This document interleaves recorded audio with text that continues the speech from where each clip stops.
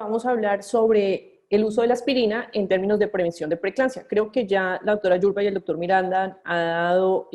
alguna introducción sobre la utilidad y la evidencia que nos ha mostrado la aspirina en la prevención de preeclampsia en los últimos años, pero vamos a profundizar un poco más. Dentro de los puntos a desarrollar, entonces vamos a tratar cuál es la evidencia actual, qué dosis debemos utilizar y cuál es el papel de la aspirina en embarazo múltiple. Todos ustedes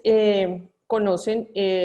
la pirámide de cuidado prenatal que se viene promoviendo desde hace muchos años, especialmente por el grupo del profesor Kypros Nicolaides, en el cual nuestro objetivo principal debería centrarse en la prevención y predicción temprana de todas las complicaciones perinatales y nuestro modelo de atención debe iniciar desde el primer trimestre del embarazo y no desde la mitad de la gestación como antes lo hacíamos. Teniendo en cuenta esto,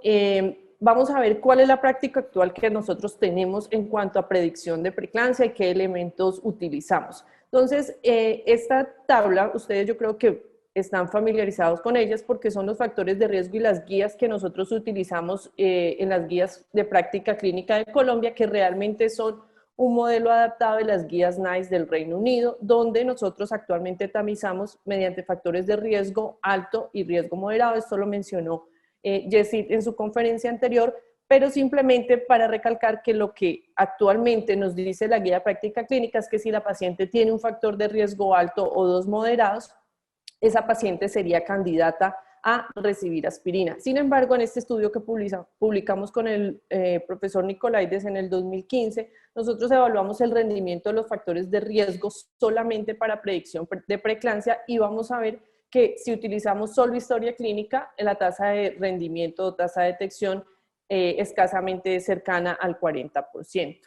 ¿Qué nos dice el Colegio Americano de Ginecología y Obstetricia? Que en el 2015 incluíamos todos los factores de riesgo y cualquiera que presentara uno de estos factores, entonces debíamos administrar aspirina. En el mismo estudio hicimos el análisis y vimos que la tasa de detección era mucho mayor porque era solo un factor de riesgo, cerca al 90%, pero la tasa de falsos positivos realmente también era muy alta, de un 67%, por lo cual no es un buen método de tamizaje al tener una tasa de falsos positivos tan alta. En el 2017, el Colegio Americano de Ginecología y Obstetricia cambió sus guías de manejo y son muy similares a las guías NICE y a las guías de práctica clínica de Colombia, con una variación simplemente en la edad y en el índice de masa corporal. Entonces, yo creo que esto es importante porque algunas sociedades científicas, sobre todo la Sociedad de Medicina Materno-Fetal y el Colegio Americano de Ginecología, aún recomiendan el uso de una dosis de aspirina más baja de 81 miligramos, iniciar entre la semana 12 a 28 de gestación, o sea, lo dejan abierto, no establecen o no hacen el énfasis de la importancia que debería ser desde el primer trimestre de la gestación. Y la indicación que ellos proponen es solo utilizar la historia clínica o los factores de riesgo, teniendo una reducción de preeclampsia de un 10%, que realmente pues es muy baja. ¿Cuál es la invitación? Y creo que ya Yesid lo mencionó, es en vez de utilizar ese tamizaje mediante solo factores de riesgo, hay extensa evidencia por los grupos, diversos grupos, no solo el grupo del profesor Nicolaides, el grupo de Medicina Fetal Barcelona, del doctor Gratacos, y diferentes grupos a nivel mundial en los cuales han validado el algoritmo o el tamizaje combinado que propone la Fetal Medicine Foundation utilizando factores de riesgo, una medida muy simple y económica que es la tensión arterial media, arterias uterinas y factores angiogénicos, y vemos cómo la tasa de detección para preeclampsia utilizando el tamizaje combinado es muy superior, cerca de un 90% para preeclampsia temprana antes de las 34 semanas, 75% para preeclampsia antes de las 37 semanas, y pues realmente no es el mejor método para una preeclampsia tardía, es decir, aquellas después de las 37 semanas. Resumiendo esta parte en la que quiero enfatizar, porque es muy importante, si vamos a utilizar un fármaco que como es la aspirina, pues deberíamos saber cuál es el mejor método de elegir a esas pacientes que están a riesgo y que realmente requieren esta intervención. Entonces, simplemente esta imagen o esta gráfica para resumir cómo el tamizaje combinado, que es el que se encuentra en morado, utilizando la historia clínica, presión arterial media, Doppler de arterias uterinas y factor de crecimiento placentario tiene una tasa de detección o un rendimiento mucho mejor comparado con solo factores de riesgo, que es lo que nos recomiendan las guías NICE, el Colegio Americano de Ginecología Obstetricia y las guías de práctica clínica en Colombia. Ahora, ¿a partir de qué semana de edad gestacional debemos utilizar la aspirina? Bueno, vemos todavía en la práctica clínica que muchos ginecobstetras formulan aspirina después de la semana 16 o después de la semana 22 porque aún hacen el tamizaje del Doppler de arterias uterinas en el segundo trimestre y todavía no tenemos esa conciencia, sobre todo en Latinoamérica, de que el tamizaje debería ser en el primer trimestre de la gestación, porque tal vez a ese segundo trimestre de la gestación ya la condición está instaurada, ya la fisiopatología de esta enfermedad ha ocurrido y muchas de las causas cuando ya vamos a intervenir es demasiado tarde. Entonces, ¿qué tenemos en cuanto al uso de aspirina en el segundo trimestre de la gestación? Este fue un estudio publicado en el 2003 en el cual se hacía tamizaje con Doppler de arterias uterinas y todas aquellas pacientes que tenían un índice de pulsatilidad mayor del percentil 95 fueron randomizadas a recibir aspirina o placebo. Finalmente se analizaron 276 o quedaron aleatorizadas también en el grupo de aspirina y se analizaron 276 pacientes y 278 en el grupo de placebo. Pues realmente no hubo una diferencia significativa en preeclampsia total, o sea, incluyendo preeclampsia temprana y tardía. Tampoco lo hubo en preeclampsia de inicio temprano antes de las 34 semanas, ni en restricción de crecimiento fetal. Entonces, con digamos, de estos estudios que fueron ya hace bastantes años, los traje simplemente para recordar que si nosotros iniciamos la aspirina después de la semana 20 o 22 de gestación, posiblemente no vamos a tener ningún beneficio en nuestra paciente. Existen diversos metaanálisis. En el año 2007 fue publicado este metaanálisis que ha sido muy controversial, que incluyó 31 estudios randomizados con cerca de 32,000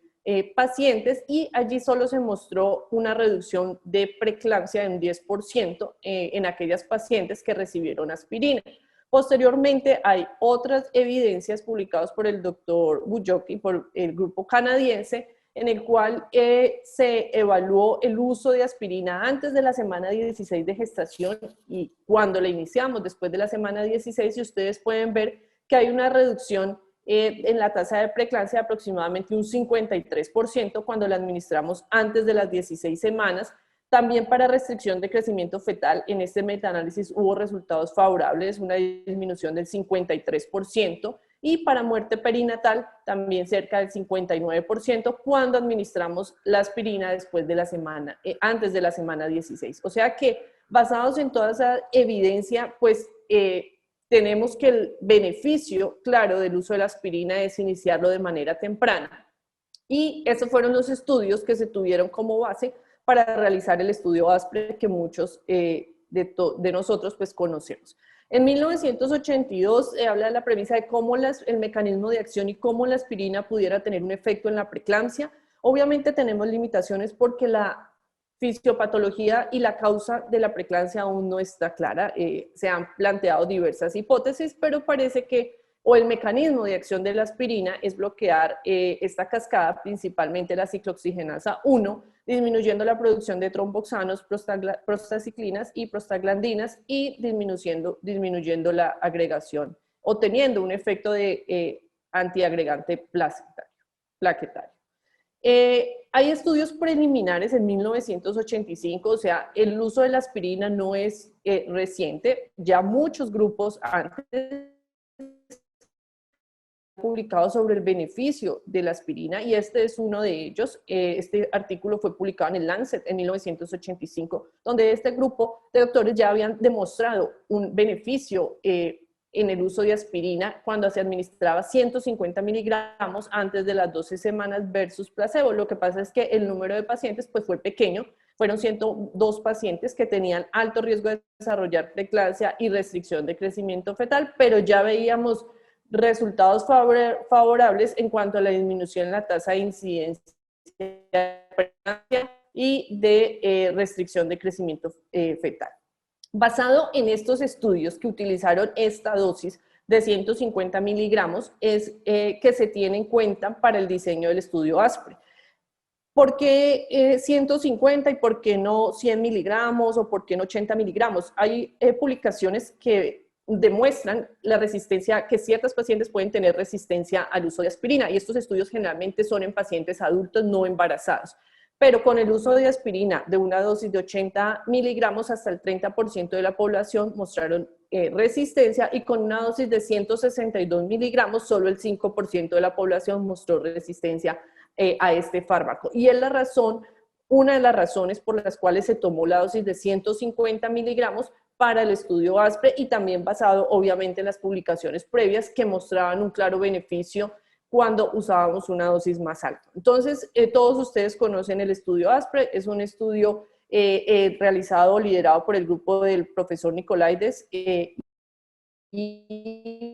en Europa se invitaron a participar todas las pacientes que iban al tamizaje a nucleotídeas entre la semana 11 a 13 de gestación. Se aplicó el tamizaje combinado y finalmente se aleatorizaron un grupo a recibir aspirina y otro grupo a recibir placebo. La administración de la aspirina se recomendaba en las noches. También hay estudios que demuestran, cuando comparan el tiempo de administración de la aspirina, si es en la mañana, al mediodía o en la noche, que la mayor efectividad fue demostrada en la noche. Por eso esa es la recomendación de administrarla en la noche. Entonces, este estudio randomizado tomó casi 2 años, porque interrumpió inicialmente, y vemos que como resultado se tamizaron 26.941 pacientes. El punto de corte que se utilizó fue 1 en 100, utilizando el algoritmo de la Fetal Medicine Foundation. Algunas pacientes fueron excluidas. Estas son las causas. Unas presentaron sangrado, hipersensibilidad a la aspirina, otras decidieron terminación del embarazo antes de la aleatorización, y otras pacientes presentaron pérdidas o abortos. Entonces, finalmente se asignaron este número de pacientes, 878 al grupo de aspirina y 898 al grupo de placebo, y pueden ver que realmente los dos grupos al final de la aleatorización y las pacientes que fueron analizadas fueron muy similares.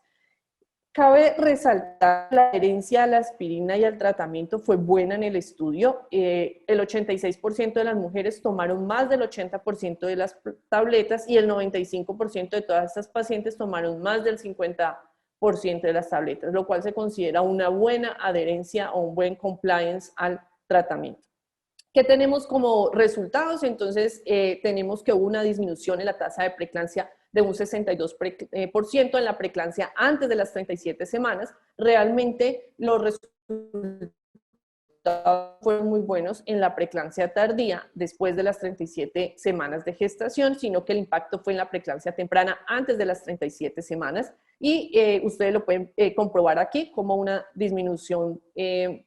cerca de un 38, con un 40% en las pacientes con preeclampsia pretérmino, comparada con muy poco impacto en la preeclampsia tardía, desafortunadamente. En cuanto a la dosis, entonces está claro nuevamente también en este estudio del ASPRE, y también fue confirmado por otro metaanálisis que sale después del ASPRE, donde se incluye este estudio, que la dosis, el beneficio de la aspirina es cuando se inicia antes de la semana 16 y con una dosis superior a 100 miligramos, mayor o igual a 100 miligramos, que es la que nosotros tenemos disponible en Colombia actualmente. No tenemos la dosis de 150 miligramos, por lo cual utilizar 100 miligramos estaría bien, o utilizar una dosis de 162 miligramos utilizando cardioaspirina de 81 también nos podría aproximar a los 150 miligramos. Entonces, creo que la evidencia es muy clara del beneficio de la aspirina, y que nosotros debemos utilizarlo e iniciarla de manera temprana utilizando un tamizaje combinado. Ahora, parece que también, digamos, hubo unos análisis secundarios basados en este estudio ASPRE, y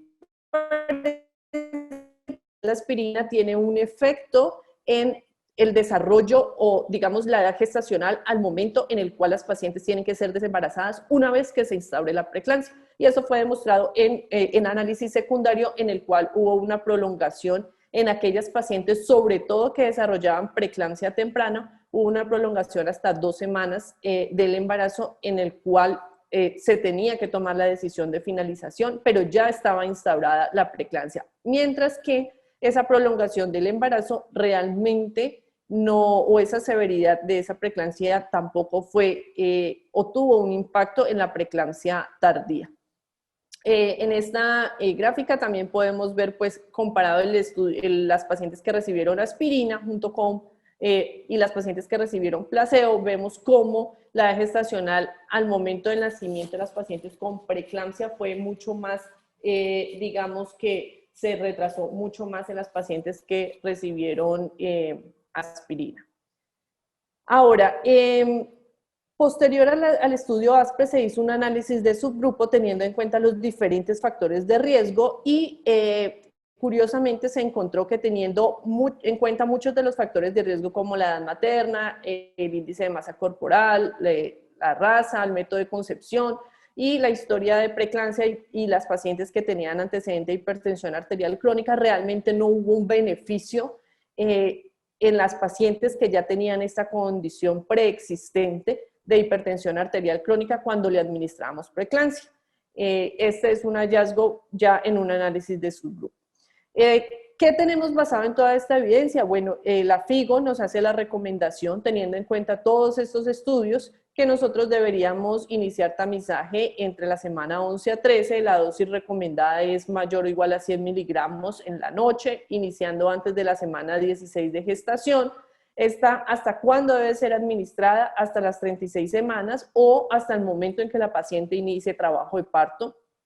También, digamos que ese concepto que teníamos que hay mayor riesgo de hemorragia posparto o pacientes que van a ser llevadas a cesárea y están con la administración de aspirina van a tener un evento hemorrágico, pues la evidencia hoy en día ya,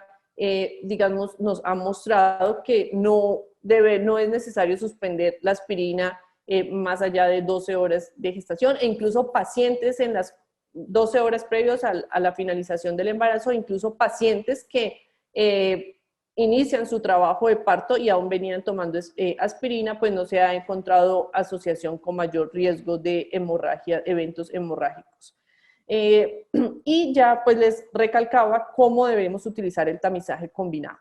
Para finalizar, ¿qué tenemos en cuanto al uso de aspirina en embarazo múltiple? Tenemos que el embarazo múltiple o gemelar está dentro de los factores de riesgo. Sin embargo, en la actualidad existen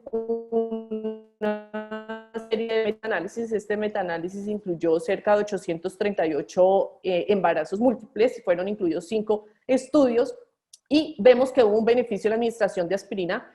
un poco menor comparado con los embarazos únicos para preeclampsia total y para preeclampsia no severa. Sin embargo, para la preeclampsia severa o de inicio temprano no hubo beneficio. Estos estudios incluyeron dosis entre 60 y 100 miligramos y realmente si se administraba antes de la semana 16 o después de la semana 16, no hubo una reducción en cuanto al riesgo estadísticamente significativa, por lo cual se plantea la necesidad de hacer ensayos clínicos controlados en embarazo múltiple. También otra de las dificultades que se tiene en el embarazo múltiple es que se ha visto que esa resistencia a la dosis de aspirina que yo les mencionaba previamente, que en embarazo múltiple, cuando se utilizaba dosis de 81 miligramos, era cerca del 30%.